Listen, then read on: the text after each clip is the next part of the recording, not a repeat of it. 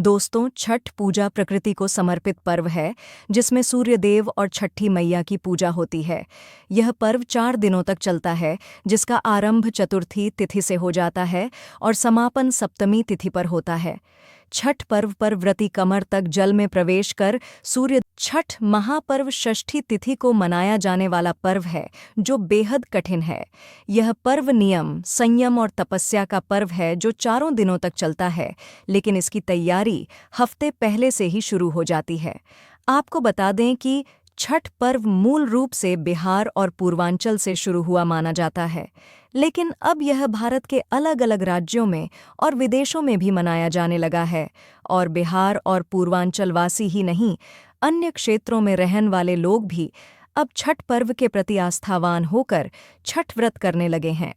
छठ पर्व मुख्य रूप कार्तिक शुक्ल षष्ठी तिथि को मनाते हैं, लेकिन इसके अलावा चैत्र शुक्ल षष्ठी तिथि का छठ पर्व, जिसे चैती छठ कहते हैं, यह भी काफी प्रचलित है। इस तरह 2 छठ व्रत विशेष रूप से महत्व है।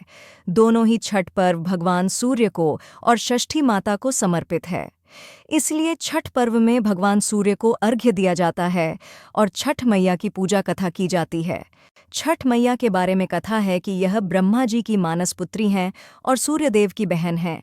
छठ मैया को संतान की रक्षा करने वाली और संतान सुख देने वाली देवी के रूप में शास्त्रों में बताया गया है, जबकि सूर्यदेव अन्न और संपन्नता के देवता हैं।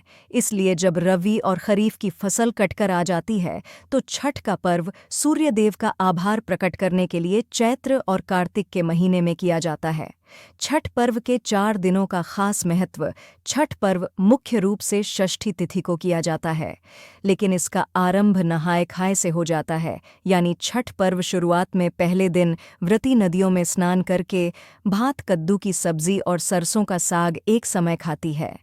दूसरे दिन खरना किया जाता है, जिसमें शाम के समय व्रती गुड़ की खीर बनाकर छठ मैया को भोग लगाती हैं और पूरा परिवार इस प्रसाद को खाता है। तीसरे दिन छठ का पर्व मनाया जाता है, जिसमें अस्त होते सूर्य को अर्घ्य दिया जाता है और चौथे दिन सप्तमी तिथि को उगते हुए सूर्य को अर्घ्य देकर छठ पर्व को समापन किया जाता है। छठ पूजा की तिथियां। नहाए खाए 5 नवंबर 2024 छठ पूजा के पहले दिन श्रद्धालु नदी या तालाब में स्नान करते हैं और केवल शुद्ध और सात्विक भोजन ग्रहण करते हैं। खरना 6 नवंबर 2024 निर्जला उपवास रखते हैं। शाम को पूजा के बाद प्रसाद के रूप में खीर, रोटी और फल खाए जाते हैं। संध्या अर्घ्य 7 नवंबर 2024 अर्घ्य देते हैं। यह छठ पूजा का सबसे महत्वपूर्ण दिन होता है।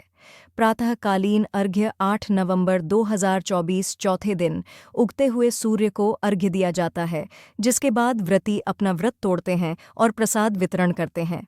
छठ पूजा को सबसे कठिन व्रतों में से एक माना जाता है, क्योंकि इस दौरान श्रद्धालुओं को कठोर नियमों का पालन करना पड़ता है।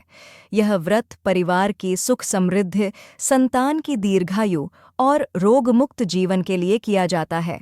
इस त्योहार के दौरान सूर्य की आराधना से हमें ऊर्जा और शक्ति मिलती है, जो जीवन में सकारात्मकता का संचार करती है।